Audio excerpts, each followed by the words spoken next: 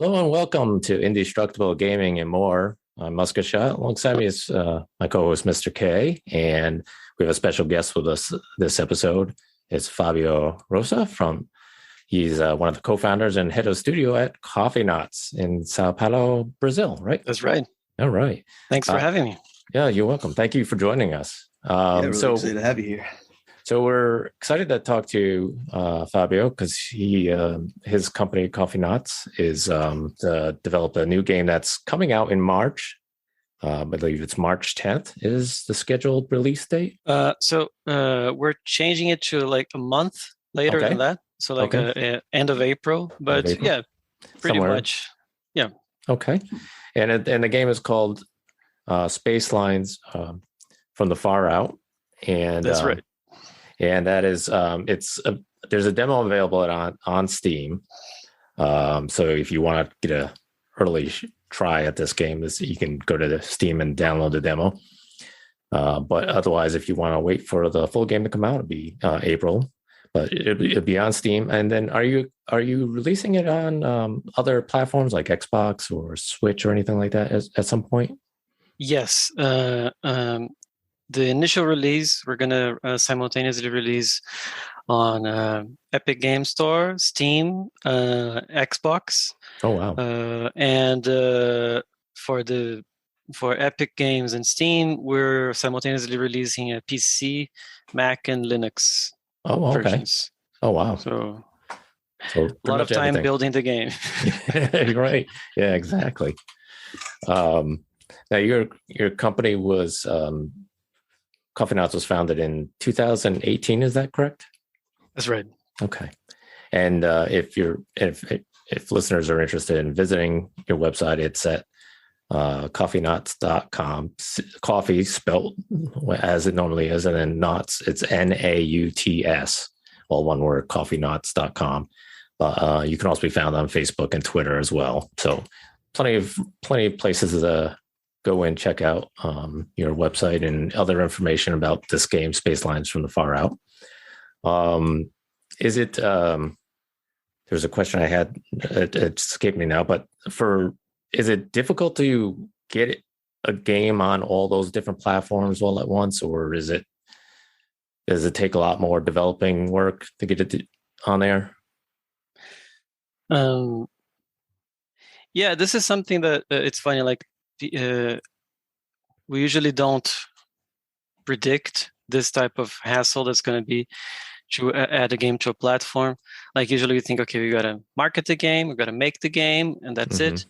But like you're selling the game at a platform that has a lot of prerequisites and stuff like that. So it's a lot of work to release on all those platforms. But in our case, it was particularly a lot of work because we decided to add achievements. That's the thing we have in the game. And the game is online multiplayer with cross-platform. So we have to be able to implement stuff like invite people through Steam. And if you're playing somebody on Steam and somebody on Xbox at the same time, the game has to tell people it's doing that. So there's a lot of things involved with just getting the game to run on the platform. Right. And for all the developers out there, reserve a lot of time for that. Yeah, I bet. Yeah, I can't imagine. It's I mean, you hear about developers when they put out a game, sometimes they limit it to, like, maybe just we're putting it on Steam first or something like that, with hopes to get it to Xbox or Switch or PlayStation at some point down the road. But you guys are you're getting it out there on everything, which is really, really cool. So. Yeah, we're a little crazy. But yeah, I think it's a good idea for especially if you're self-publishing, right? To go through Steam first and then think of other things. Right. Yeah. Yeah, that's probably the best way to go. Yeah. Now you and your co-founder Pedro Bechara, you met in college and you founded Coffeenauts, and this game, Spacelines from the Far Out, was part of a college project, I believe, from on your website. It said that you were working on it together. So how did you first connect in college, and then was this final project what made you both decide to form Coffeenauts? That's a good question. So we, by the way, when I say college, I'm specifically talking about like it's a college level game design course we have here in Sao Paulo, which is pretty cool. Like, so it's actually really neat. Yeah, it's like 4 years, and it's college, but it is game design college. So we learn about all kinds of stuff. And I met Pedro and also the other co-creators of Spacelines. Actually, in the first semester of the first year of college, and this particular course is pretty interesting because every semester you have to kind of graduate that semester with a finished project. So even like the first semester, when we don't know how to program, we don't know how to do all mess with Unity, we have to make a board game because we already have to learn how to project management and create like game design things. So every semester you need to have a project, and Pedro and I, we really clicked from the beginning because I'm a very anxious person and he's a very anxious person, and we're both very ambitious. So like we took all these projects so seriously that I feel like I have had this company with him since 2014, which was when we started. So like every time we made a project, we were thinking, let's make something as if we're going to sell it to the market, not just as a school project.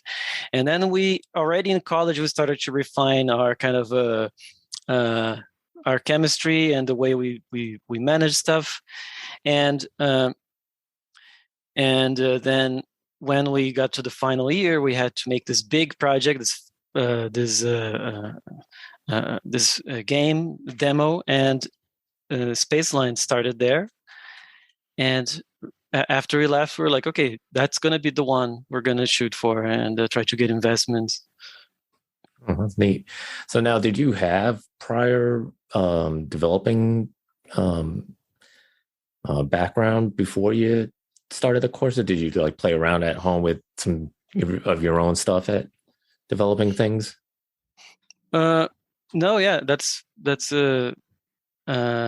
I've always been a nerd, and I like messing with stuff and messing with computers and stuff like that. But up until 2019, so I was already started Coffeenauts. I worked as an English teacher here in Sao Paulo. Okay. Oh. So I worked for a long time as an English teacher, and then I was like, okay, I want to have a career that fits my personality more. Then I found out about this course, and then my mission was, okay, I'm going to change. I'm going to stop being an English teacher eventually, and it happened. So now I'm a game developer, and I hope it is turning out good, but I hope it's a long-term thing. So I mean, it's pretty crazy. I mean, you made this thing back in college, and now it's coming out and it's big and people know about it. It must feel pretty good.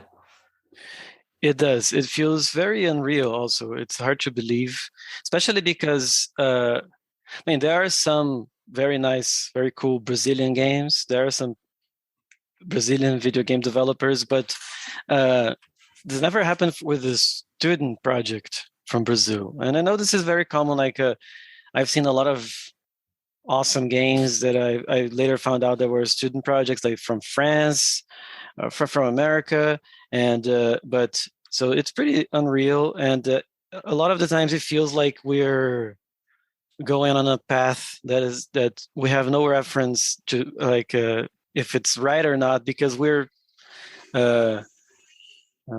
trailing. What's the word? We're making that path, Yeah, right here. Yeah, because there's others that probably haven't done anything similar to what you've done from Brazil. So you're sort of leading the way in the.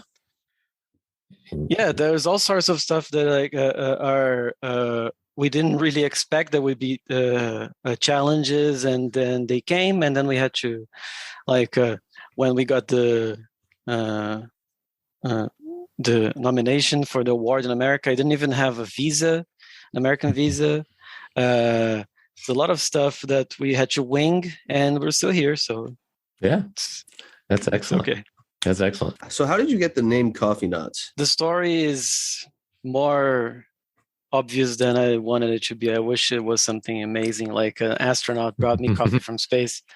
But really, it's just that Pedro and I, we are extremely, ridiculously addicted to coffee, and it feels like our third business partner, as a it really got us through college, because we were both doing college and working at the same time. I was still teaching English all the time, and then for 2018 and 2019, the whole project was a side thing, because we were like, okay, well, let's present this to a bunch of people and try to get. We didn't have really investments and money, so we had to do a lot of things at the same time. And coffee, as most of the world is familiar, it helps with this type of thing. So it's kind of a tribute to our favorite drug ever. Also, we like space, so yeah, astronauts. Who doesn't? Now you didn't.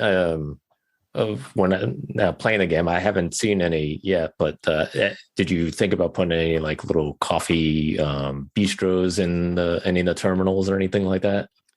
Yes, we're doing that actually. Okay, great. We're gonna have a Coffeenauts cafe. Oh, at the excellent. big space terminal. Oh, that's really cool.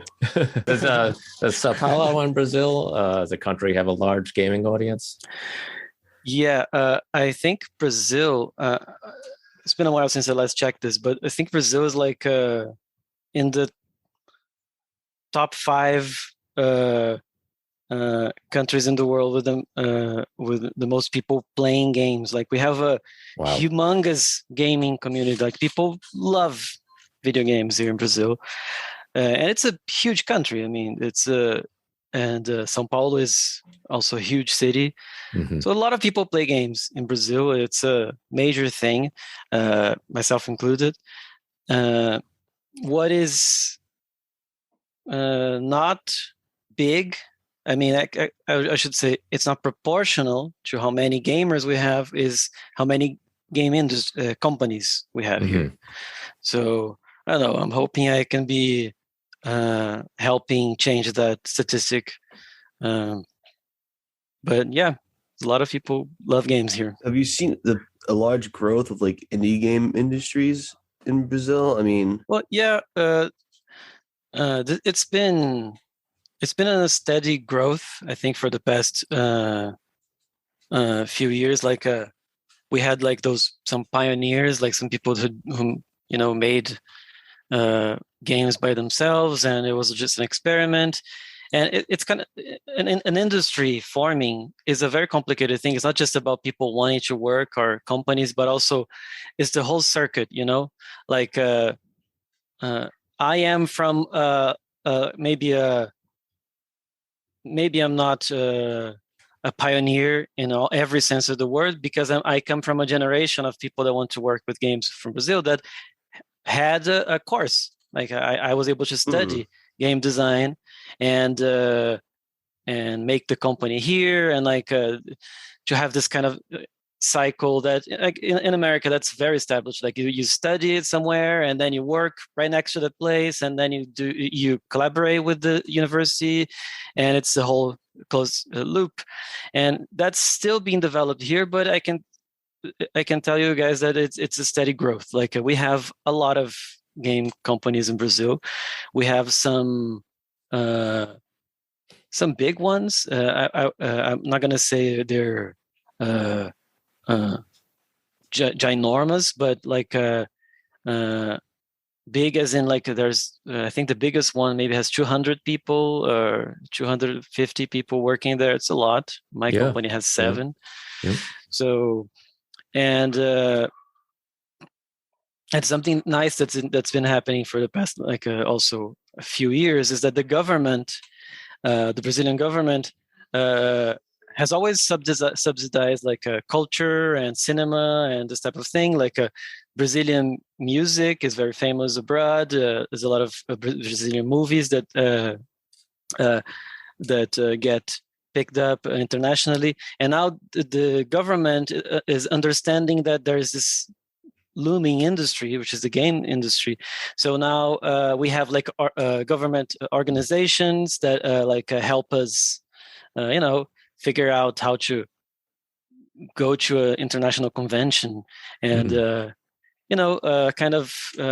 this is something that is a pretty common thing. These organizations that subsidize and help a little bit. So it's pretty promising. And a good thing is that people are very excited about working with games here. And for international investors, it's that excitement mixed with like some, let's say, exchange rate benefits makes Brazil a good place to invest. Right. In game companies, so it's promising. Yeah, absolutely. So in 2020, you guys closed a publishing deal with Skystone Games. Yes. So did you or Pedro reach out to Skystone Games, or did they reach out to you? How did that work out? We reached out to them. Mm-hmm. So something that I had been doing since early 2018 was I would go to like online or in-person events. Mm-hmm.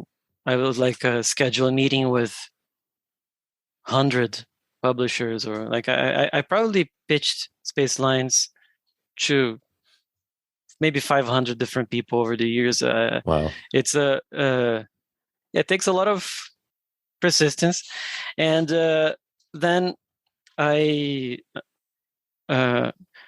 in early 2020 I was looking at a list of publishers, and I saw this new one, and they were starting out, and I talked to them, and we kind of clicked, and it happened. They decided to close the deal with us. So it's pretty cool. Nice.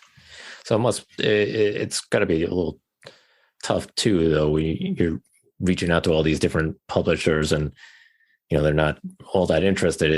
It must be kind of tough to go like, oh, are we ever going to get this thing published? Or are we just going to do it on our own? And it's great that Skystone was able to click with you guys, but it must be difficult to deal with a lot of the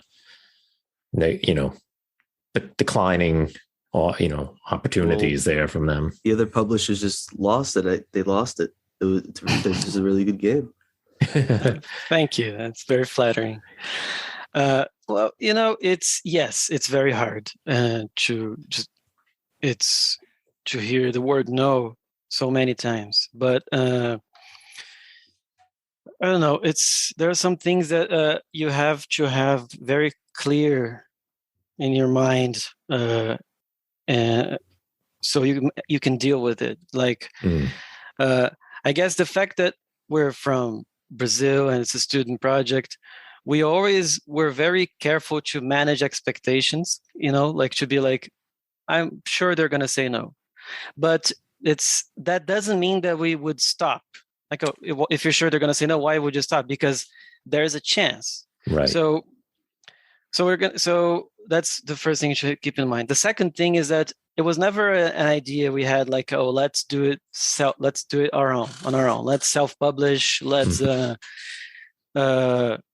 use our own funds and get a loan, a bank loan, because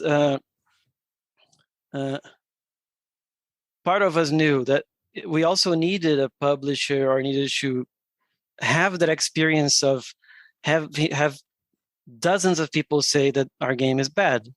That's what makes the game good, And I think a big problem that people have is that they already think their game is amazing, Right. and it never is. And there's even like Spacelines, I think there's so much that we need to fix, but we're always trying to. There's a part of that. Every time we heard no, that was like, okay, but why not? I know I'm not trying to be difficult. Just tell me why not. So maybe for next meeting, so we would use that as sort of have to get professional feedback. Yep. And the third thing that I think really helped is we were patient. Like I didn't quit my English teaching job as soon as somebody told me that the game was good.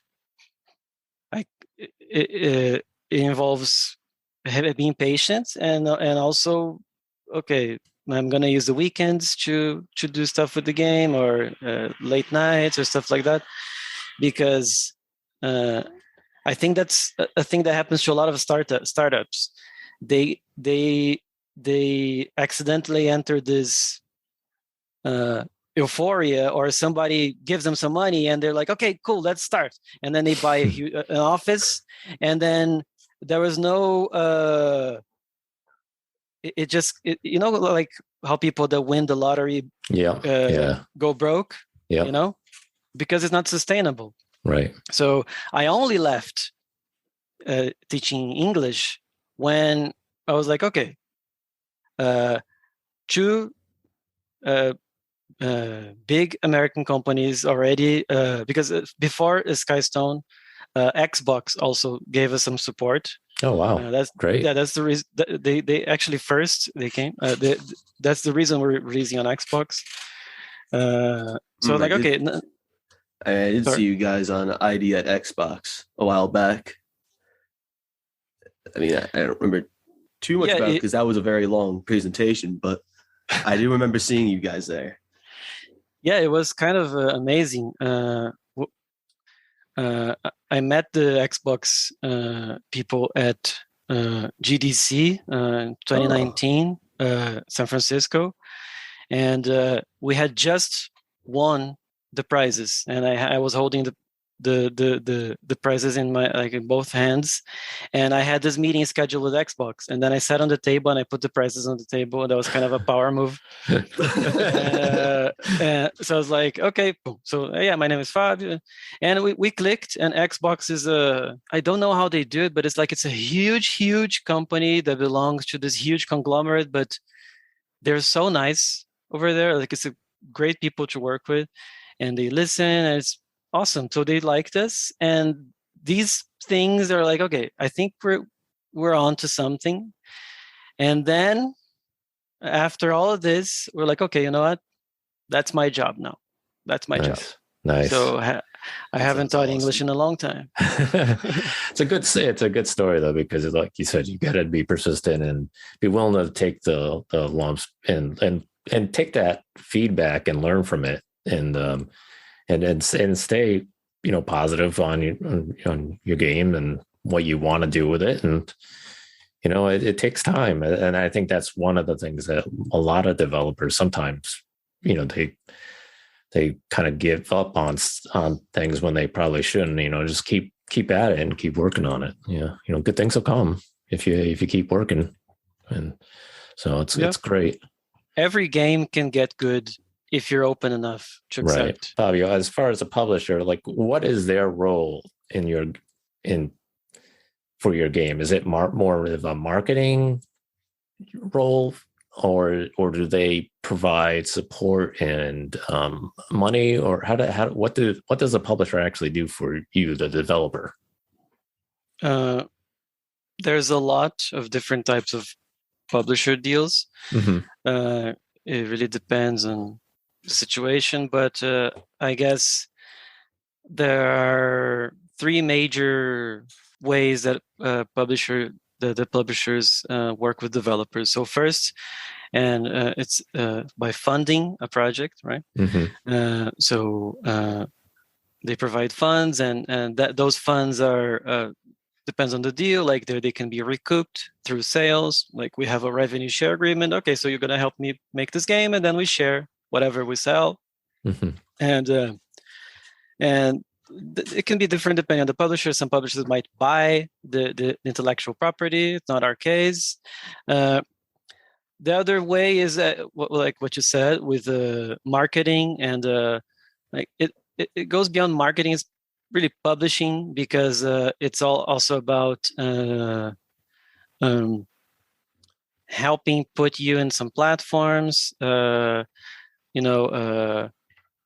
Xbox we got on our own, but like Skystone contacted Epic Game Store, and it's kind of helping get the word out there.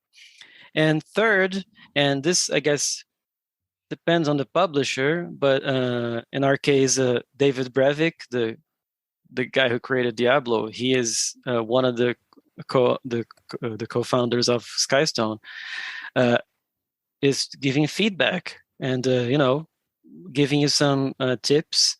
And that's also a pretty surreal thing that I can't believe I'm even saying it. Like the guy who made Diablo frequently goes on calls with us, and he's like, "Oh, awesome. you should make that thing a little faster, or you should add a timer, or you should add that." So with actual feedback about the game. So that's how. Oh, okay, great. That's still awesome that you know the guy who made Diablo. Yeah, it's it's really, really weird. That sounds like something I would just bring up in like a lunch conversation. It would spark something between everyone, because that's crazy. Yeah, that's the annoying thing is that I met the guy that made Diablo, and then the pandemic hit. I don't have enough social interaction, so I can flex that. That's funny. Yeah, unfortunately, but yeah, it's pretty cool, and he's a great guy also. So Spacelines from the Far Out is a roguelike co-op where the pilot of a passenger aircraft is your own, and your mission is to transport guests from one terminal to another in space. While you do this, you need to cater to the passengers' needs. How did the idea for that come about? That's a question that I have a good, interesting answer to, unlike the Coffeenauts one, because we created this game in this academic environment. We had to the games that we created in the final year project. We had to have this sort of academic justification for why we wanted to explore this, like an academic in the sense of like we had to justify it as some sort of research. You know what I mean? Like I'm gonna research games for blind people or whatever. And in our case, at that time, we were really, really into couch co-op games and Overcooked, Lovers in a Dangerous Space-Time. We're really tight-knit group and really like to play games together. And we're not very good at games, so we prefer the co-op games. We didn't really like competing. And I guess the initial spark came, and I'm in no way saying Overcooked is not good. I love the game. It's amazing. But the initial spark was we were playing Overcooked a lot, and then we finished it. And then we were like, so do you want to play that particular level again? And then we did, but we're like, okay, we already know how to beat that level. And then we started to understand that, okay, Overcooked is a puzzle game. Of course, it's couch co-op. It's about cooking. It's frantic, but it is really a puzzle game. And the puzzle is you have to figure out the optimal strategy and how to organize your team to finish that level in time. So we were like, okay, so Overcooked, there's a lot of level design behind this game. It's not just the mechanics. It's just a lot of level design. That's really where the game shines. But that the game is over at a certain point. So we're like, okay, what games aren't so reliant on level design, but also have a lot have well balanced experiences? And we immediately thought of roguelike genre, like faster than light. So unlike Overcooked or games like it, like you don't know what's going to happen. You can play the same level 100 times, and it's always going to be slightly different. So we're thinking, okay, can we do Overcooked, but with like everything is procedural and the challenges are they kind of, it's like roguelike, and everything is randomly generated. And that sounds simple, but it's really hard to find something like it, because that's the thing. Usually roguelike games have combat, and they have enemies, and they have dungeons, and it's like you can create a lot of variety, and it's a thing that the game design, that the game design and the game industry is really perfected, like how to have a lot of variety in terms of combat, and but our game is not violent. Like we want to make a game that is about, it's a cooperative game, so we're not competing against each other, and our objective is not like, because I can tell you a very good procedural co-op game that is infinitely replayable, Left 4 Dead, but it's really not for kids. You know? Right. That's true. Left 4 Dead is amazing. It's a cooperative game that you can play millions of times. Like Portal 2 is really cool, but once you play it, you're done. That's it. You figured out the campaign. It's a puzzle game. Left 4 Dead, you kept going, because like the game self-balanced, and it changed what's gonna happen, and it's always the same campaign, but it's always different. You never know where the tank is gonna appear and what weapons you're gonna have. So we're like, okay, we gotta do like a Left 4 Dead engine for an Overcooked like game, so we can have this sort of roguelike co-op party game. So we came up with Spacelines from the Far Out. That's kind of the end result of that. It's we had to create a lot of different mechanics. So the game had a lot of emergent dynamic situations. So the game could have enough tools to always give you fresh challenges, and also never be too difficult or unfair. It's a really big challenge, and that's where the idea came from. And why is it in space? Like I said, everything is cooler in space. So everyone likes space. Yeah. So that a lot of the characters will have, you know, bubbles or like a box in front of them. Down below, there's their faces and stuff like that, and they're roaming around on the ship. And on the ship, and in front of their faces, it'll tell you basically, the pilot, what their needs are. I'm hungry. I need entertainment. I need a bathroom. All that types of stuff. So that's. I mean, was there any other ideas that you were thinking of as far as how you wanted the passengers to sort of tell what they wanted or needs besides that, or was that basically the easiest way to kind of do that? There were a lot of ideas, and when we were like, okay, we're gonna do like this customer service industry game, and we were thinking a really cool game on that front is Roller Coaster Tycoon, because it has a bunch of like these AI little guys, and you can see how they're feeling, etc. But we had to remind ourselves, this is a party game. We want people to just hop in and play. Maybe they can play for 15 minutes, and that's their play session. And so how do you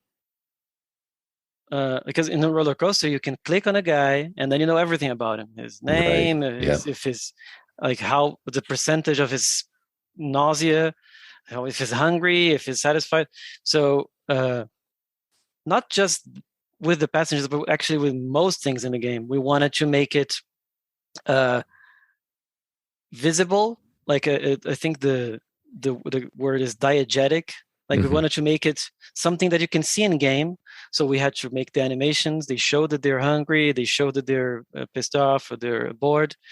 And if we're going to use graphic elements like on a heads-up display, we didn't want any text. We had to use a lot of color and icons, and it's really hard.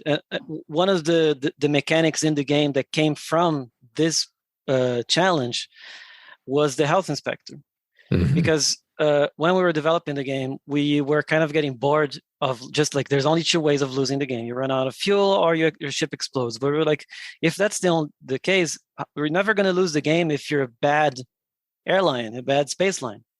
And in Roller Coaster Tycoon, if you do a bad job, if a lot of people die in your park, or if there's no food, or if everything's dirty, you can lose the game. But in Roller Coaster Tycoon, because a management game, you have the stats. So if your park gets below this percentage of rating, you're going to lose. And that's fine for a game like that. But we thought, okay, we have to make the way you lose the game because you're doing a bad job. We have to make that diegetic and narrative. So that's why we created the health inspector guy. It's a guy that comes to your ship if your reputation is low, and he makes you lose the game because he saw something that you can see. It's all there. So that became the third and the funniest way you can lose in the game. Well, I've definitely lost because I ran out of fuel a couple of times. So, it's sometimes the passengers they'll kind of distract you a little bit. Yep. You go by the terminal and you're like, oh my gosh, I went right by it. Now I'm late. But no, yeah. Let's see. Each space terminal had a different design in the color scheme. And your website mentions a 60s retro space odyssey. Did that idea come from past experience traveling, or like looking for inspiration at like posters and pictures and magazines? I guess over the years we had a lot of reasons to want to have like this 60s retro look. I guess the most boring and simplest one is it's very charismatic. And it's weird because up until now, we didn't really see a lot of games that, like, we saw a lot of retrofuturistic games, but like Fallout, it's kind of 50s, 40s diesel punk, ray gun aesthetic. It's kind of like scary sci-fi from the 40s and 50s. You see some like 80s inspired stuff like cyberpunk games or alien stuff. But you had this whole world of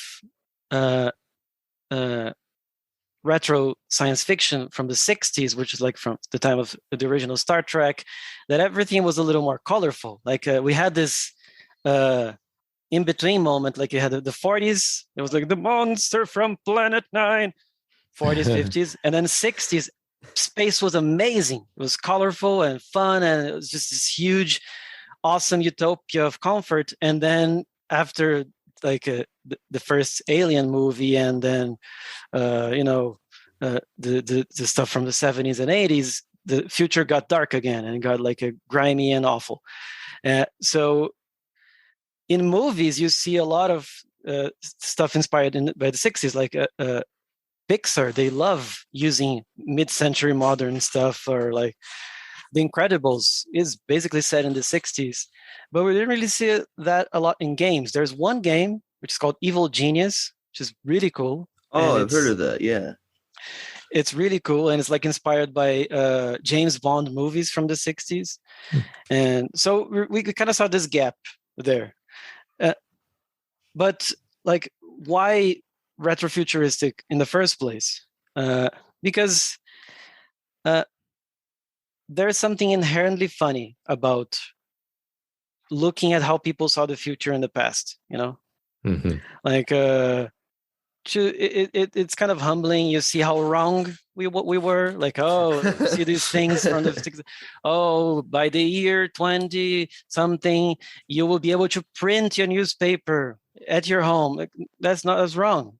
But we like that, and in the game we try to create stuff that is nonsensical. Like, why would you need to use space airlines if there is teleportation, or like these nonsensical things? And we're not the first ones to do retrofuturism for comedy. Futurama is a big inspiration for us. Like, they really nailed that retro thing and that nonsensical sci-fi thing. I really like how there's an episode there they want to fill the swimming pool and they have like instant water. It's like a powder thing, and then you have to add water for it to become water. It's weird. It doesn't make any sense. I love that show so much. Rick and Morty does that a lot. Also, the like. So we didn't want it to look like Halo. Nothing against Halo. It's just that Halo is just futurism. It's sci-fi. Everything is sleek, and we wanted to have stuff made of wood in space. So it's kind of a look, and it's really fun. And I guess the final thing that which the reason we chose the 60s is because a lot of people consider the 60s to be also like this golden age of air travel. Like, there's a lot of iconic stuff related to air travel from the 60s. Like, we have Pan Am and TWA. They made that crazy airport terminal in New York. It's kind of glamorous, and you have these the flight attendants. They have really elaborate clothes, and mixing that with aliens vomiting, it's funny.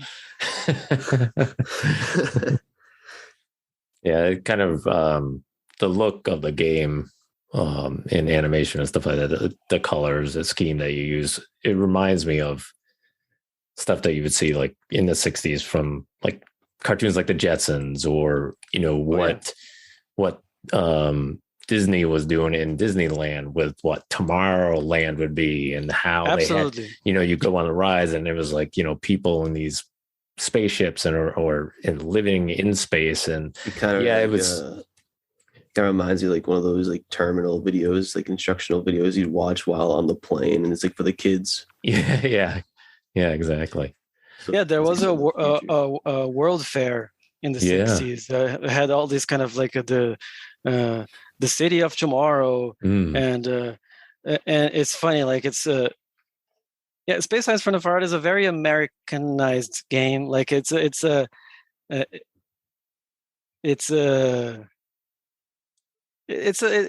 also about that kind of consumer culture from the 60s, and like you're gonna your life will be made 10 million times better because you're gonna have this washing machine and and this toaster, and it's kind of nostalgia. It's kind of making fun and paying tribute at the same time. Right. Yeah. So now the music that you guys use in the terminals, is that something that you guys created, or did you have somebody develop some of that, come up with that music? Has a very relaxing sound to it. I know every time I was roaming around in the terminals, I was like, I love the music in these terminals. It reminds me of being in an actual terminal. I mean, sometimes, for, going on a flight or something, but. That was a huge deal for us. Well, I'm a big jazz guy, and the 60s were also a very interesting era for music, particularly for Brazilian people, because like you got like in the 40s and bebop and jazz, and the 50s, and then by the 60s, America was getting a little more, wacky, and you had the British invasion, and America was kind of accepting stuff from other countries, and you saw a lot of jazz people adding like Latin percussion instruments, and from Brazil, the major thing that came to America was bossa nova, with Tom Jobim and these famous Brazilian musicians, and So we were thinking we really want to get that aesthetic, and also so to us it was important that we should have some Brazilian or Brazilian sounding music in the game, but also that whole big band wholesome sound that you had, like I Dream of Jeannie, or Bewitched, or even the original Star Trek opening theme. They're very like, if you like, there's a lot of sci-fi themes today. They're just like synthesizers, and they're dark, and they're like, whoa. Yeah. At that time, it was like whistles and magical stuff. So that was really important, and we spent a lot of time thinking about that. And we created this playlist, this whole kind of a mood board, and for us to create the soundtrack, because we wanted to invest a good money in it. The problem was that's who's going to make that? Who's going to do that? I'm not a musician. I just like music. So thankfully, we contacted a guy called Michel Fredensen, and he is he's like one of the best jazz piano players in Brazil. He's played with a lot of incredible people over the years, and he has his own band, and he plays, but he also makes music for stuff, for cinema, for advertising. He had never made for games. We contacted him, and he was like, "Okay, I think I got it." And then he showed us a sample from, like, is that what you're looking for? And the sample was the Spacelines theme, which is the song that plays in the home menu of the game. And we were like, oh my God, you got it. It's perfect. So we closed the deal, and he made all the music in the game, and we were so happy about it. I think, in my opinion, that's maybe my favorite thing in the game is the music. You have to put out a soundtrack for people. I see a lot of people that do that on Steam. They put out the soundtrack from the game as that's separate download too. But on Spotify, I listen. Yeah, right. Were there any thoughts of adding voice acting to the game in voiceovers? Yes. There's a lot of written text on the game, but the characters don't speak. Right? Currently, all the voices of the aliens, our sound guy, he made those. He made himself, like, so. The alien is bored, and he went like, the alien is nervous. He going, gibberish. So there is voice acting, in a way. But we were considering recently that it would be fun to have different voices for each alien, even if it's just a gibberish. But we thought that maybe we could get people from outside the team to do those voices. This is something like still an idea in progress, but who knows? Like we get some astronaut to do the voice of one of the aliens, or some people in the space industry, or something fun. So that would be really cool. Yeah, like we get who knows, Neil deGrasse Tyson to be the voice of one of the grumpy aliens or whatever. I would enjoy to hear that. But it's just an idea. So currently, the only voices we have are our sound guy Arthur doing gibberish on a microphone. There's a lot of replayability in the game, which is always a plus when you buy a game. I like that a lot, honestly. How important was this when developing it? Extremely. Especially considering the whole initial idea that we wanted a more replayable Overcooked. So that was really important, but not just because we wanted it, but also it's a mistake that we see a lot of people that want to get into making games is that their ideas are like, okay, I want to make a really cool story-driven game, or I'm going to make like every time you decide to make a story-driven game, or you decide to make a game that is going to be long because you're going to have a lot of content, that's a bad idea for a first timer, for an indie developer. When you're an indie developer, if you want to make a story game, just accept that it's going to be a short game, and it's going to be like a 1 hour long, and it's going to be a short story, and that's it. And because you're going to have to make it, right? Like just like Phil Duncan from Overcooked, it's not a story-driven game, but it is a level design-based game. He had to design every single level, and that's hard.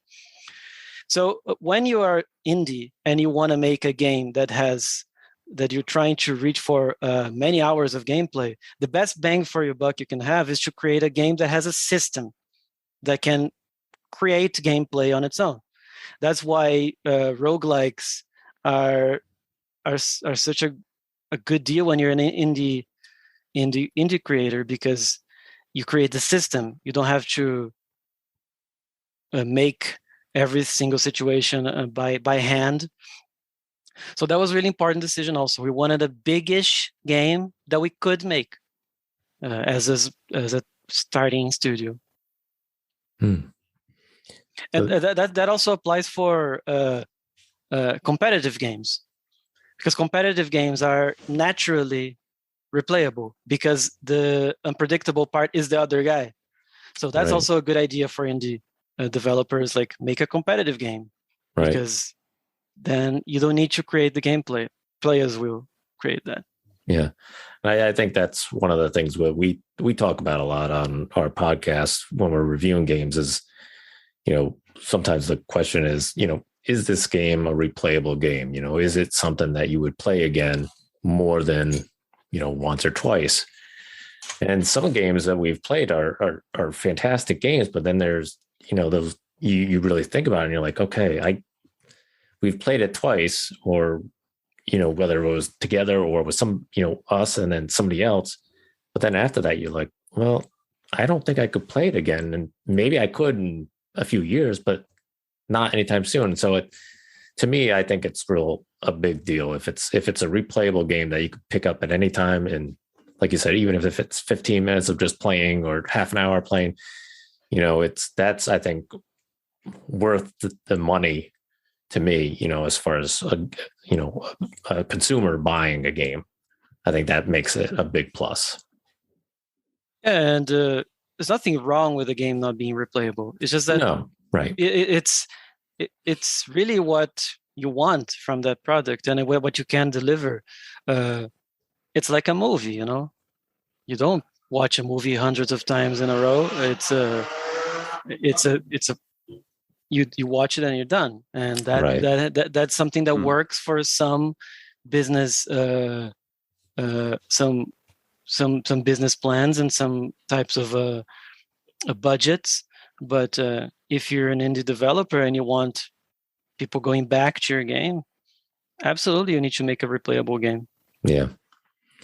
So I know when you first start up this game, you go through a quick tutorial, and it is a quick tutorial, which is great because some games, the tutorials are so long and so involved that you're like, oh my goodness. But this is great. It gives you kind of a quick overview of the spaceship, how to maneuver, how to do things, how to handle the passengers. And then you just kind of get in it, buy a ship and, pick your uniform and all that stuff. So I guess the game mechanics are relatively simple to play, pick up. That had to been pretty important for you guys, right? As far as, not over, making it too difficult to just, all kinds of different buttons that do and all kinds of things. Making it simple was probably the better way to go on this. Oh yeah. And, something counterintuitive. One of the many thousands of things that I discovered that is counterintuitive over the years. Like, what is harder, to make a game that you have like X crouches, B shoots, A aims, Y opens the menu. Like you have 13 different actions in the gamepad, or a game that you just press A.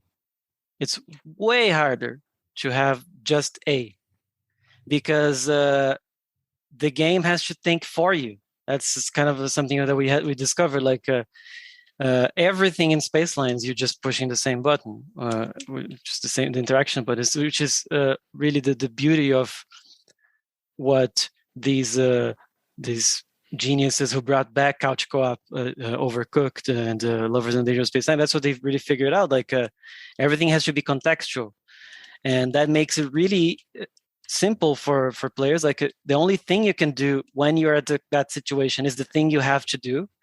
But it makes it really hard for developers, because we have to make sure the game knows exactly what's happening, what's in your hand, if your hands are empty, what you're looking at, and for then you just hit the button and the game does it for you.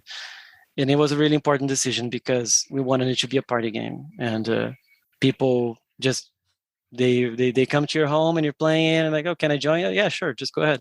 It's right. Yeah, just play it. Yeah, it's not you don't have to teach them all the different moves and all the different things that they, some of these games that you have to be almost taught how to do all these things and almost go through a whole tutorial on your own before you can even pick up a controller. So I love the fact that you guys did that in this game. It's great. So a lot of in the game, it's really important, obviously, to maintain your ship, make sure you refuel at the different ports. Sometimes you got to do maintenance on the ship, and there's different upgrades that you can purchase at all the different terminals. So you can buy different chairs for the passengers to sit on. There's toilets. There's all kinds of different things that you can buy. But one of the things I really liked was sometimes the passengers leave packages behind in the terminal, and you would get to open them and then get some sort of surprise. So it was like a couple times I got stewards or associates that I could come work with me, and then other things were like chairs and stuff like that. So I thought that was a really cool idea, because you're spending the money to refuel, do maintenance and stuff like that, and sometimes you don't have a lot of the money, depending on your gameplay.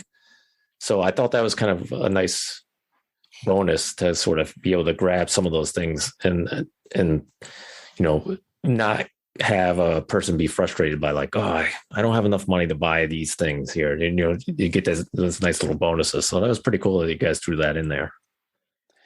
That was really important from the start, that we had constant rewards, because that's really the beauty of what Faster Than Light did. Faster Than Light is roguelike and it's procedural, and it's the procedural dungeon, but really it's always the same campaign. There's some variation, but and some events may happen or may not happen, but it's always the same campaign. You have to get to the end and kill the boss, and it's the same thing in Spacelines. But what we wanted to do to keep people playing is that, like, even though you're playing the same campaign always, there's always new stuff that's appearing. And in the version that you guys played, we still haven't implemented all the spaceship, the unlockable spaceships, but we want people to unlock spaceships right away. And so you try with that one, that sucked. Let me try another one, and having these packages,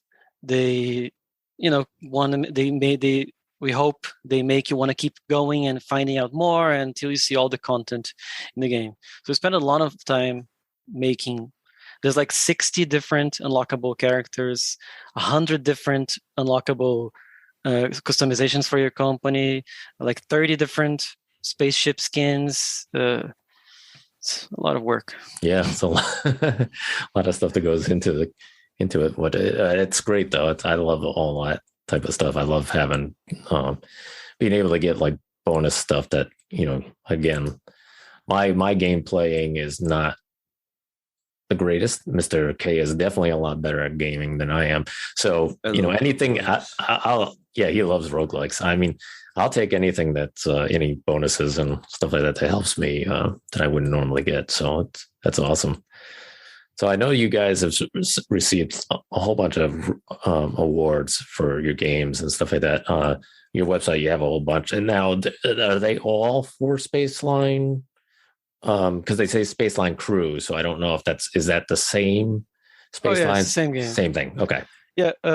We the game in college and up until 2020 was called Spaceline Crew. Oh, okay, gotcha. But it's the same game.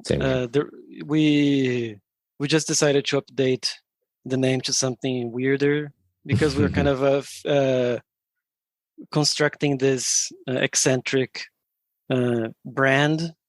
So we changed it to Spacelines from the Far Out. Also, cool. Far Out is a very 60s expression. So right, sure.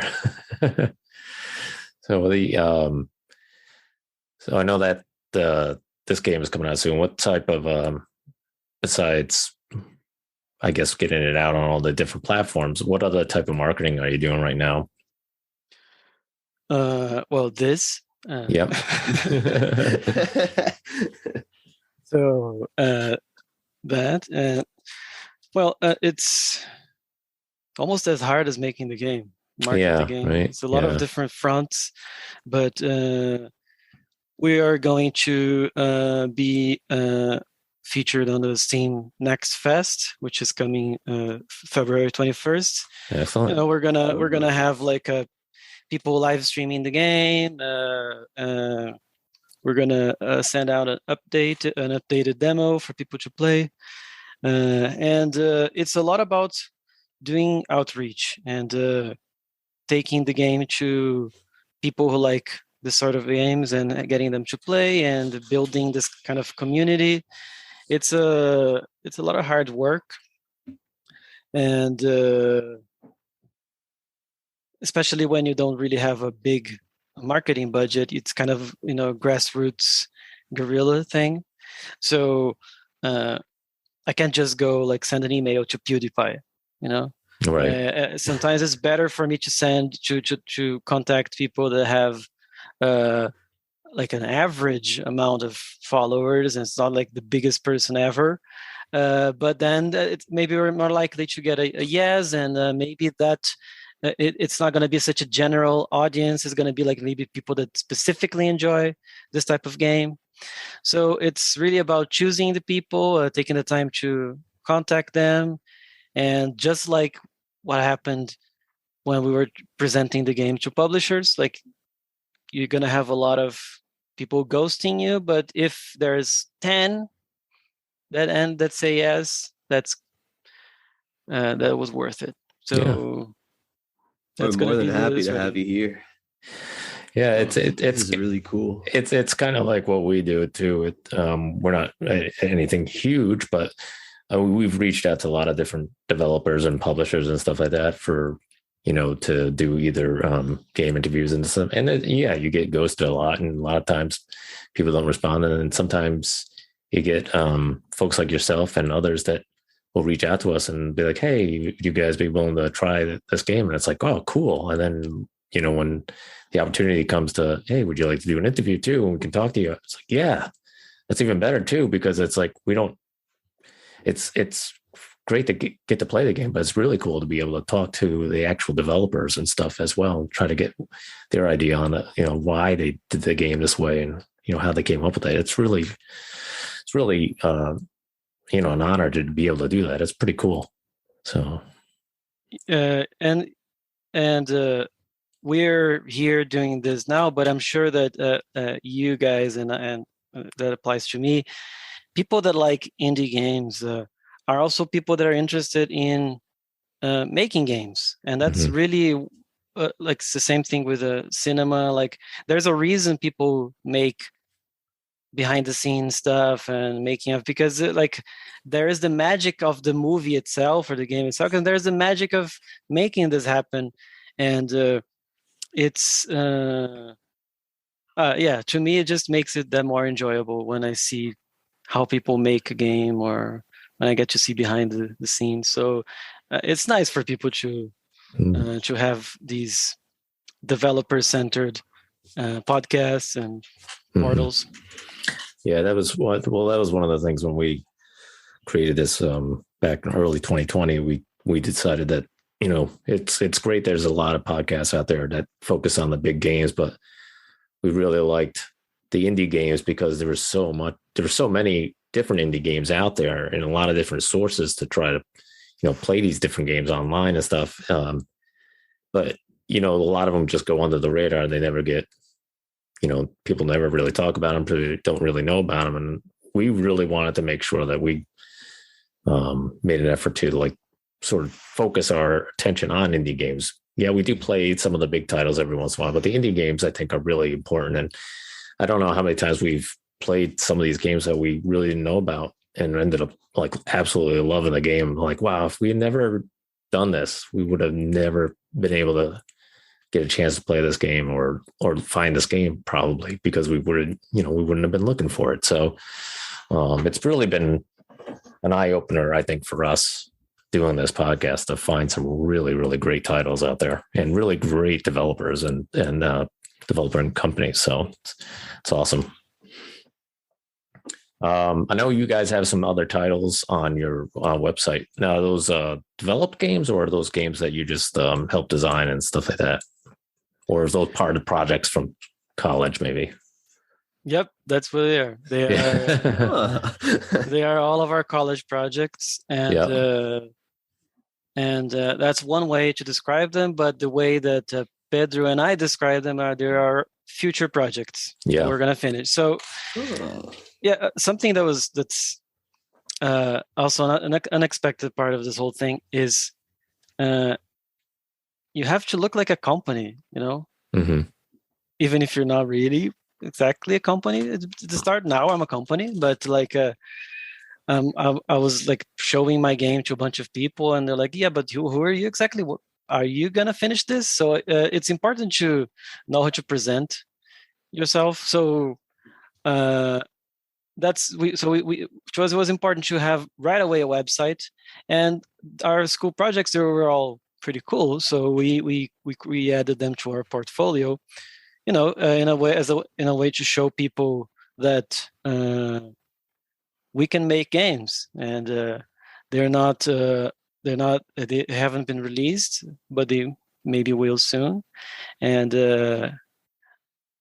it's important to be in a healthy way proud of the stuff you did even in college.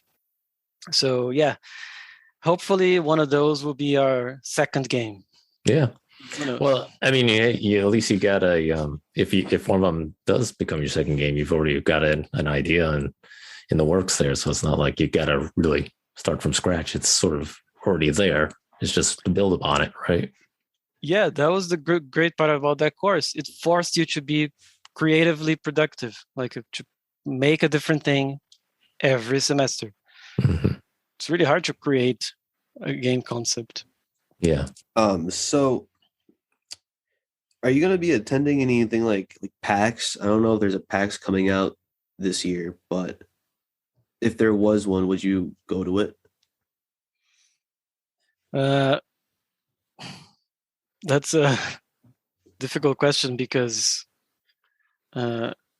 everything depends on the pandemic, right? So it's a fair point. Yeah, so yes, if we can, but as best as we could, we're trying to participate in events. Especially these events that have like online versions, and they've been cool. But a party game like ours, it's really cool to have people play. So it's kind of a bummer, but you know, I think like I know a lot of people that are going to GDC, which is next month. I'm not going, and I would like to, but I think it's not worth it because it's a risk, you know. And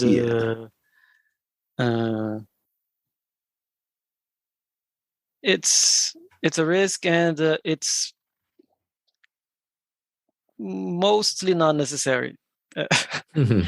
That's the funny thing about making a game company, is that you don't have a choice. You are an international company right away.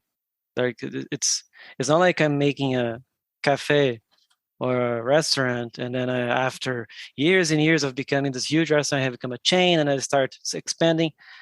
I'm starting as a global company. I have to have relations with people from other countries, and that's the way the game industry works for indie developers. Like, we have to sell the game to different countries in these big platforms. So it's really, when the pandemic hit and people were like, oh my God, I don't know how to use Zoom. What do I even do?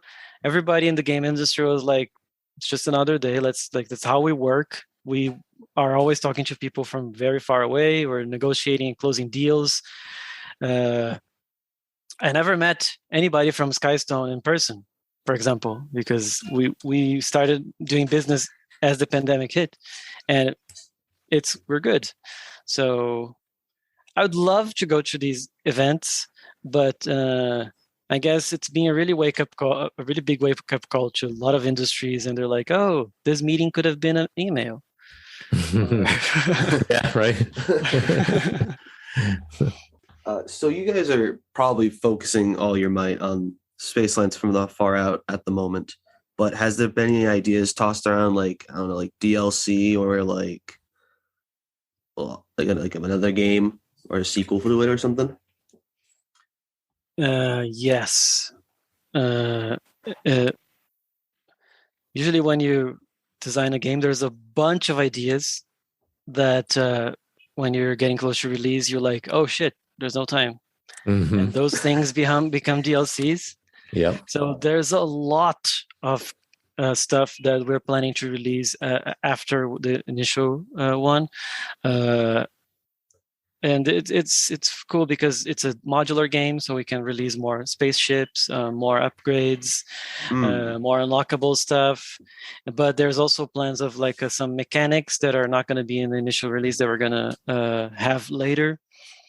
So our hope is to spend also a good portion of post-release still working on the game. We want people to like it, and we want to keep making it. And if not, maybe you'll see one of those projects in our portfolio come up next year. There you go. Oh, I'm very excited to see. Any advice you would give like a developer working on their first game, hoping to be like as successful as you are? There's a lot. It's difficult to choose one, but I guess whatever's fine. Don't stress about it. Yeah, manage your expectations, and know the balance between patience and persistence. Like the sooner you accept it's going to take a long time, and your game is not good, the easier, because it's not, the path is difficult and takes a long time to make these things work.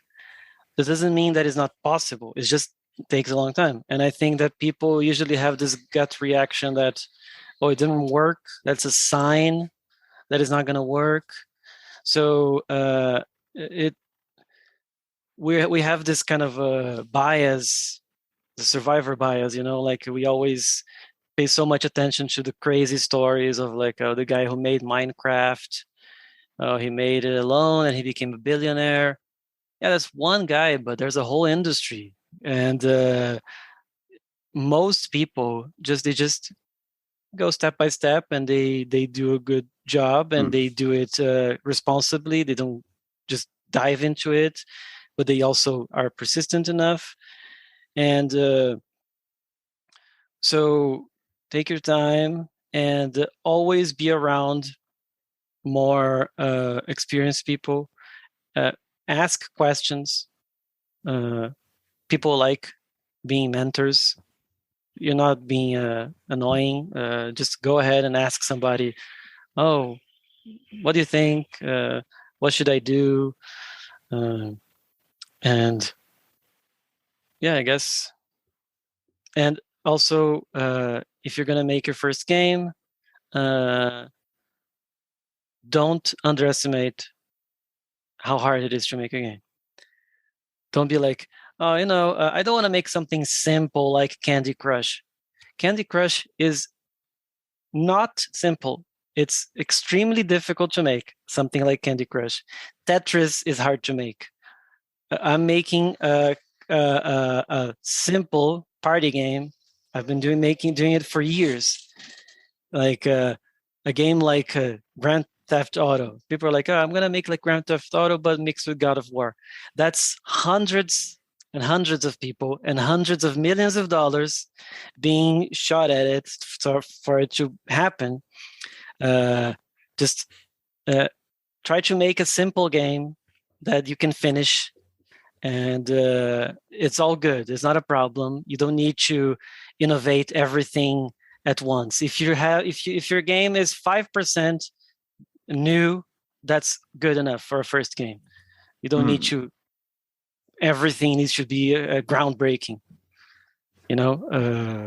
So manage your expectations and what you can actually accomplish. Yes, that's my advice.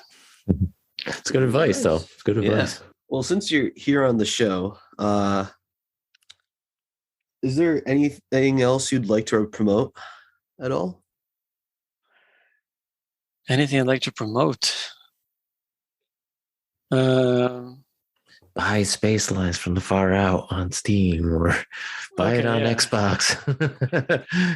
That I'd certainly like to promote my game. So yeah, Spacelines from the Far Out.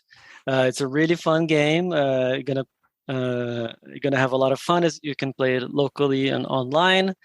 If you want to test it out, we have some test versions available. On Monday, we're going to release the flight school version, which is kind of like a standalone demo campaign for free on Steam. So make sure to check it out. Wishlist it so when it comes out, you can get it. And it's going to be on Xbox, PC, Mac, Linux. Follow us and buy the game. Buy the game and hope you enjoy it. Have fun with it. I'm sure they will, because I've been having fun with it. Yeah, it's a fun game. You don't I think the toughest part is just making the passengers happy. and occasionally having to run over to the radar to see if there's an asteroid that you got to avoid. But that's the fun of it, though. Yeah. So watching it, but I've had quite a few of the passengers dancing around, and because I got to go to the bathroom or something like that. And I'm like, I could stop at that restroom, or there's the terminals coming right up, so I'm gonna just gun it and try to get to the terminal as quickly as I can. To make decisions, yeah.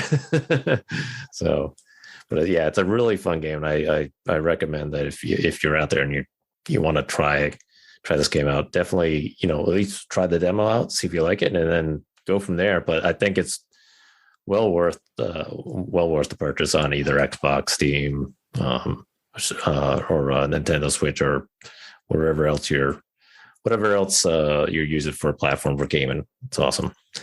So, but we want to thank you, Fabio, for joining us. This has been really great. This is really fantastic. Nice meeting you. A lot of good advice for those that are out there looking to become a developer and do their own type of game. I think it's great advice that you gave, because I think it is really important to just sort of know what your expectations are, and don't go into it thinking like, okay, I'm going to be the next my game's going to be the next, like you said, Borderlands or Grand Theft Auto or something huge. Go into it thinking, I can develop a game, but it's not going to be gigantic. But hey, at least the developing part of it is the first step, right? I mean, you got to get it out there and get it done, And like you said, don't be afraid to reach out to those that have done this and have the experience and ask for advice.